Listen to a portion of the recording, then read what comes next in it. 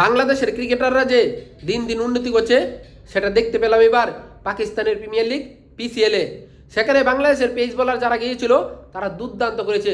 বিশেষ করে নাহিদ রানার কথা বলতে হয়, তার ডেলিভারিগুলি ছিল অসাধারণ, তার পেস ভেরিয়েশন ছিল খুবই মারাত্মক, যেখানে ব্যাটসম্যানরা বারবার পরাস্ত হচ্ছিল সেইবার দারুণ খেলেছে।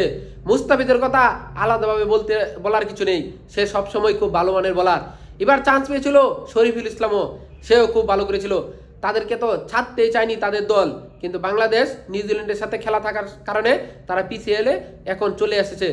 হয়তোবা পরবর্তী ম্যাচগুলোতে খেলতে আবার তারা যাবে।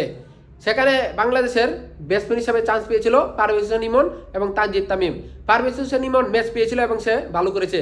তানজিদ হাসান তামিম সে ম্যাচ পায়নি, হয়তো পরবর্তীতে সে ম্যাচ পাবে। বাংলাদেশের ব্যাটসম্যান এবং বোলাররা যে বিদেশের মাটিতে ভালো করছে, বিদেশি লিগগুলোতে ভালো করছে, সেটা আমাদের খুবই ভালো লাগছে। আশা করি তারা এভাবেই ভালোভাবে খেলে যেতে থাকবে এবং বাংলাদেশের নাম উজ্জ্বল করবে। হ্যাঁ।